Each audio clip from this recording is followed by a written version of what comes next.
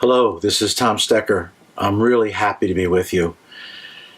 I spent 45 years in education and human services, working with schools all over North America, and I'm really concerned. I'm concerned for our schools today. I'm concerned for our children. I'm concerned for parents, and I'm concerned for all the educators that every single day put their heart and their mind and their soul into education. I've been thinking about 4 concepts that I think we need to focus on every single day in our schools. These are the concepts that fall under that great big social emotional learning umbrella, but they really are concepts about developing good, successful human beings. Not success economically, although that's possible, but success as a person who's contributing to society. The first concept is relationships. All the research we have today and everything that I've been delving into for the past 6 months, very passionately, researchers like Dr. Brene Brown, Dr. Barbara Fredrickson, tell us clearly that we are hardwired as human beings to be in relationship. In fact, the single most severe punishment human beings can give another human being is to isolate them from everyone else. Our DNA is designed to connect with other people. Without connection, we're lost. So our work in schools is critical. It needs to be part of the daily curriculum, not just content in math, science, social studies, and language arts, but we need to focus on social emotional connection. We know from the work at Hofstra University that to address the issues of bullying, harassment, and hazing, to address the issues of racism and sexism, which are rampant in our country today, we need to become known. We need to close the human gap. The research from Osterman out of Hofstra says clearly, the more I know about you, the less likely to ever think of harming you. We have to close the human gap. We have to become known. Relationships are critical to our survival as human beings. They're also critical to our success and our overall health and well-being as human beings. The other concept that I'm passionate about, that our schools are in need of today, that we don't have an abundance of role models for, is respect. Respect for ourselves and respect for others. When I was a young teacher starting out in the early 70s, I would often hear colleagues say the problem with children today, that's in the early 70s, is that they don't respect authority. I now have come to learn after 45 years of doing this work in every environment possible across North America, respect is a gift. As a young person, I can't give you respect unless I've received it and own it first myself. So as educators, as adult role models and mentors in the lives of children, we must be role models for respect. Now, sadly today, and for me, very sadly, our own government is not offering models of respect. I'm the dad of 3 special needs children. Now, they're all in their 30s. But one of the things that helped my children survive and helped my children thrive in public education is that they were respected every day. They were respected by their teachers, their counselors, their administrators. I knew that all of those adults in my children's lives were respecting each other as fellow adults and colleagues. And that grounding of respect for each other allowed my children to be successful.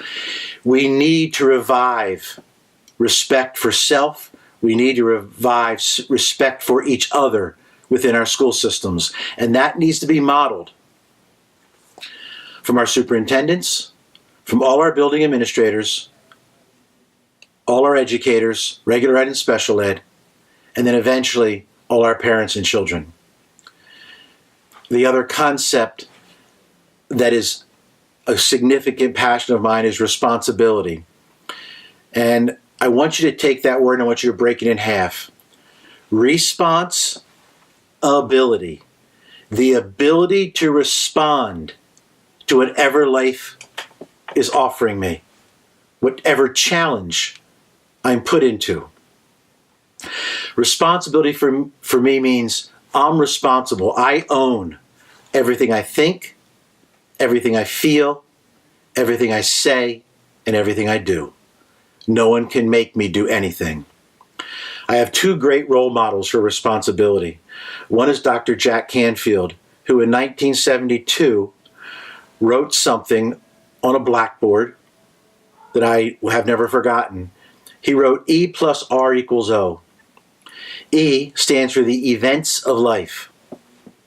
Stuff happens. We can't control the events of life. We can't control that our child is sick today. We can't control that someone was angry with us. We can't control the traffic on the highway. E plus R. R is our response. We have complete control over our response to every situation.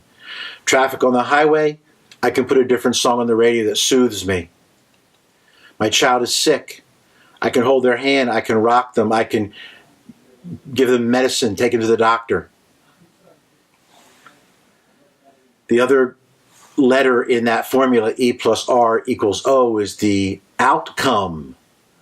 I have control over the entire outcome of any situations because of my response.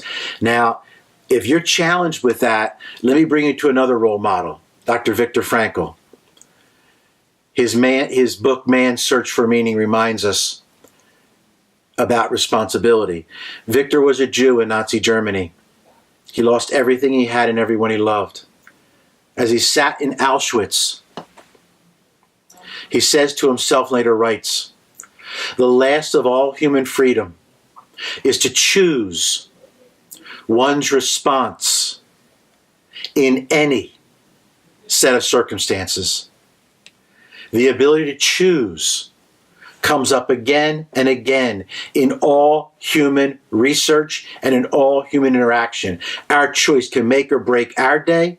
Our choice can make or break the day of everyone we interact with, including the children in our classrooms.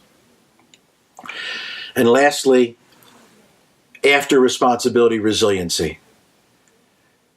The research is now overwhelming. Our ability to bounce back, our ability to be resilient in all the challenges of life put us into an arena of success.